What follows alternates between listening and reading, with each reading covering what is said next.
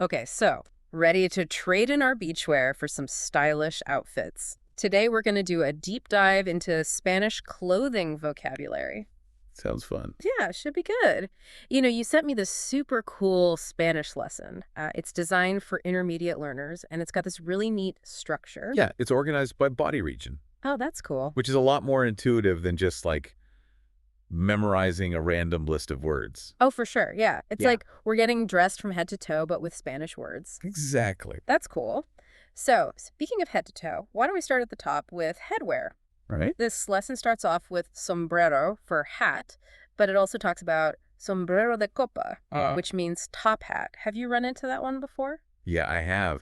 And it's a great example of how Spanish will sometimes use longer phrases to describe specific items. Mm. Like you'll see that with footwear too. Like they'll have different words for zapatilla, which Mm. is slippers, and pantuflas, which are house slippers, Interesting. where English just kind of lumps them all together as slippers. That's a good point. I'm guessing this lesson is probably full of those kinds of distinctions. Oh, yeah, absolutely. Like, for example, they talk about auriculares, which can mean both earphones and headphones. Oh. So depending on the context, you might be talking about tiny little earbuds or big over-the-ear headphones. Whoa, wow. So context is really important here. Absolutely. Like, think about the word braga. Okay. It can mean neck warmer or women's underwear.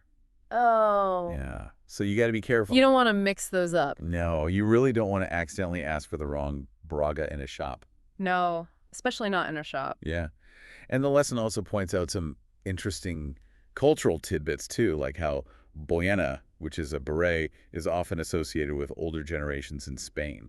I wonder if that's because they were more popular in the past or if it's just kind of a stereotype. Yeah, it'd be interesting to dig into that. Yeah, like how those trends evolved. Yeah, because it's a reminder that language is always evolving and reflecting those cultural shifts. Hmm. Like another example is how they talk about how tirantes, which are suspenders, are a lot less common now. Uh-huh. And cinturones, which are belts, are taking over as like the go-to for holding up your pants.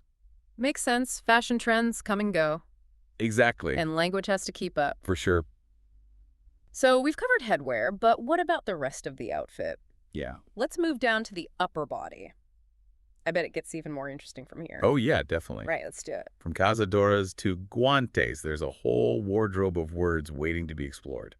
All right, I am ready. Let's go. So moving on to the upper body, the lesson goes into like the subtle differences between cazadora and chaqueta, both of which mean jacket in English. I bet there's more to it than just jacket in Spanish, right? Oh, yeah, definitely. Like a cazadora is more often a denim jacket, Okay. whereas chaqueta is more of a catch-all term for any kind of jacket. Gotcha. So if I wanted to say like a leather jacket, I'd probably use chaqueta. Exactly. You'd have to say something like chaqueta de cuero. Okay. And speaking of specifics, the lesson also highlights guantes, which are gloves. Okay.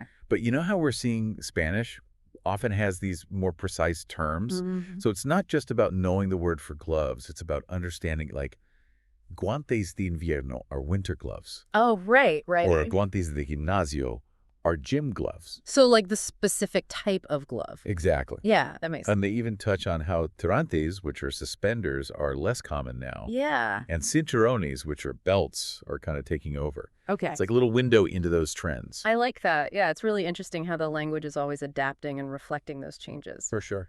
Speaking of adapting, let's shift our focus down to lower body attire. Okay. What cool stuff does the lesson tell us about that? Well, for starters, it emphasizes that pantalones, which means trousers, is always plural in Spanish, Oh. even if you're just talking about one pair. It's like the language itself acknowledges that they always come in pairs. That's funny. What about vaqueros? Those are jeans, right? Yes, vaqueros are jeans. And fun fact, the word vaqueros comes from vaquero, which means cowboy. Oh, wow. So it's like a direct link. That is really interesting. Yeah, between the garment and its origin. I like those kinds of connections. Yeah, it's cool. And then they also mention chinos, which are like a specific type of fitted trouser. Oh, chinos, yeah. Are those popular in Spain? I'm not sure. I'd have to look into that. Yeah, it would be interesting to see if maybe the trends are different. Right, Yeah. Okay, cool. So that's pants. What about shoes? right. So we've got deportivos for sneakers, zapatos for shoes in general, Uh-huh. and zapatillas or pantuflas for slippers. But I bet they have even more specific Oh terms. yeah, for sure. Like they even distinguish between chanclas, which are flip-flops for the beach, Oh, right. and sandalias, which are sandals for more formal occasions. Gotcha. And what about alpargatas? Yes, alpargatas are very popular. Very versatile and comfortable. Okay, cool. So we've done headwear, upper body, lower body. I guess that means we're moving on to full body garments. Yeah, I guess so. All right, what do we got? Okay, so what about those full body garments? Like when I think of Spain, I think of like sunny beaches and warm weather, but I know it can get cold there too. Yeah, for sure. So what do people wear when they need to bundle up? Well, the lesson makes a distinction between bata, which is a dressing gown you wear at home, Okay. and abrigo, which is a coat for when you're going out in the cold. So one is for staying warm inside Right? and one is for going out. Exactly. Okay, cool. What about formal wear? Like if you're going to a fancy event or something. Yeah, they mentioned traje, which Hmm. is suit, and esmoken for tuxedo. Oh, right, the classics. Yeah, the classics. I bet no Spanish lesson would be complete without talking about Superman's cape. That's right. They mentioned capa for cape. Of course. And what about dresses? Yeah, vestido is the word for dress. Okay, I'm curious about bathrobes. Do they use the same word for bathrobe and dressing gown? Actually, no. So albornoz is a bathrobe specifically for like drying off after a shower or bath. Okay. And bata is more for like warmth and comfort.